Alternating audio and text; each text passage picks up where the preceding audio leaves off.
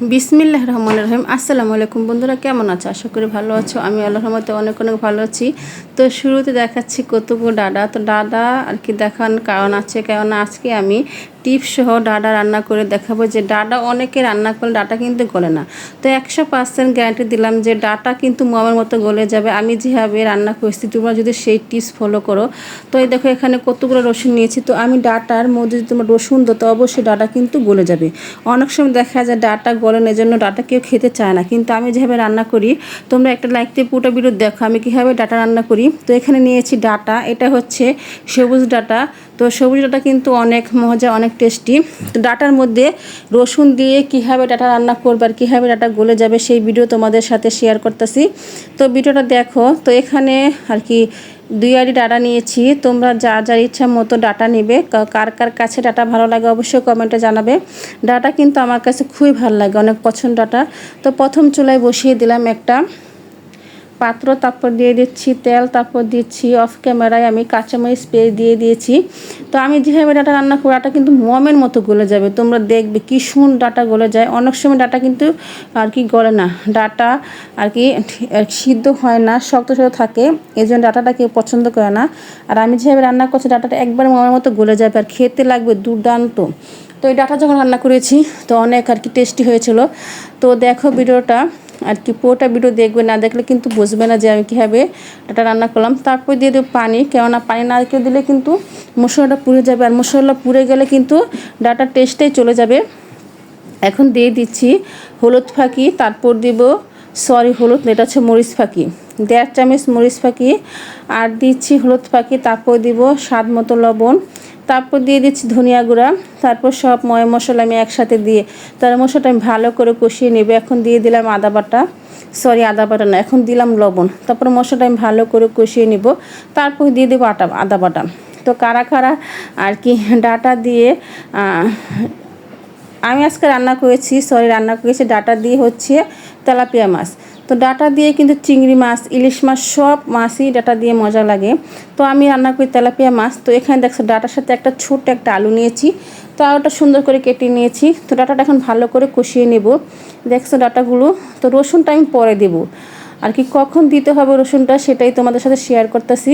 অবশ্যই আমি এখানে 3টা রসুন দেব আর কি, বড় বড় রসুন দিলে কিন্তু তরকারিতে আর কি শরীরের পক্ষেও ভালো।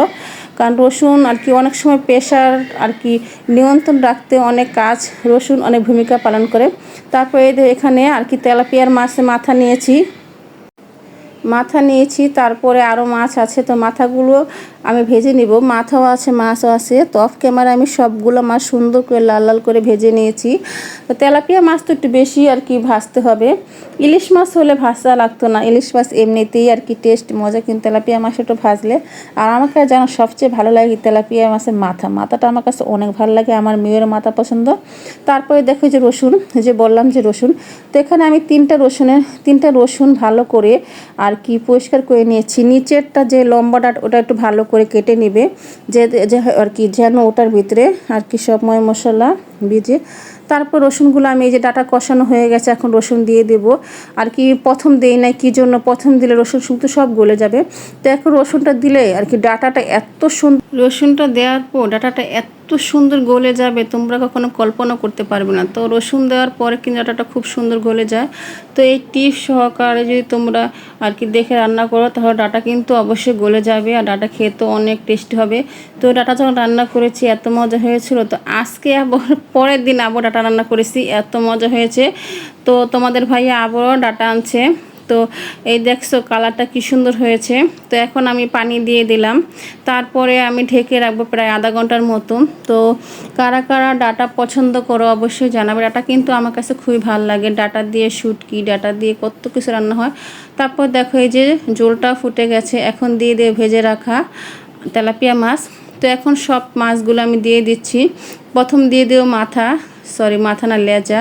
তো এখানে আমি লেজা ও মাথা নিয়ে আর কি মিলিয়ে রান্না করেছি।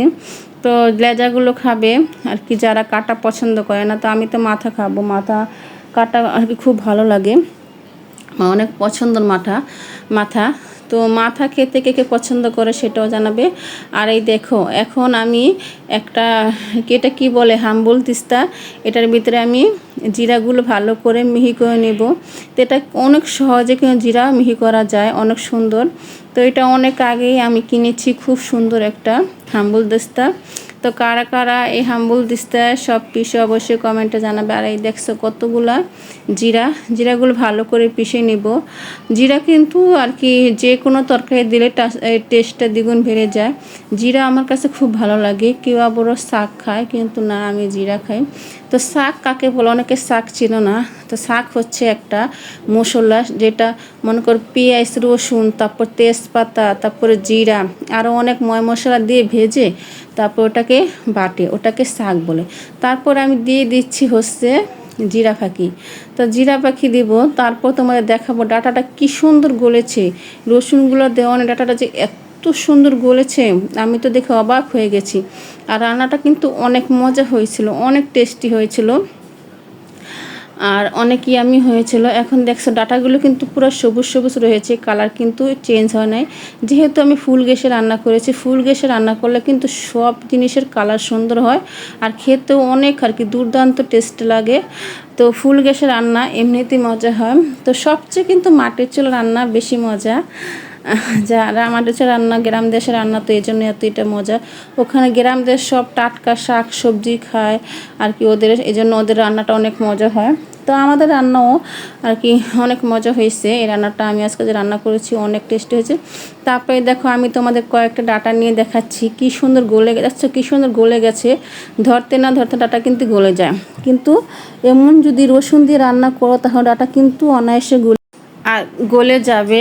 আর ডাটা রেসিপি খেয়ে দুর্দান্ত স্বাদ লাগবে। তারপর দেখছো কি সুন্দর কালার হয়ে গেছে আমার ডাটা আলু দিয়ে তেলাপিয়া মাছের ঝোল।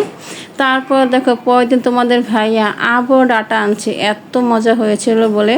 তো আজকে ডাটাগুলো গলে গেছে কি সুন্দর, আজকে রসুন দিয়ে রান্না করেছি, ডাটা গলে গেছে। আর কালারটা দেখছে কি সুন্দর হয়েছে। দুর্ভাগ্য ধোয়ার কারণে দেখা যাচ্ছে না, একটু পরে দেখে নিও, একটু ওয়েট করো, দেখবে কি সুন্দর কালার হয়েছে। যখন আর কি ধোয়াটা কমে যাবে তখন দেখে যাবে কি সুন্দর কালার হয়েছে, খুব সুন্দর একটা কালার হয়েছে। তো ভিডিওটা দেখার জন্য সবাইকে অসংখ্য ধন্যবাদ। তোমার সবাই ভালো থেকো, আমার পাশে থেকো, আমাকে বেশি বেশি সাপোর্ট করো, আর বেশি বেশি করে ডাটা খাবে। ডাটা কিন্তু খুবই উপকারিতা একটা সবজি। ডাটা হচ্ছে আঁশযুক্ত সবজি। এই আঁশযুক্ত সবজি খেলে অনেক রোগ নিরাময় হয়। তো সবাইকে অসংখ্য ধন্যবাদ ভিডিওটা দেখার জন্য। সবাই ভালো থেকো, আমার পাশে থেকো, আমাকে সাপোর্ট করো। সবাইকে আল্লাহ হাফেজ।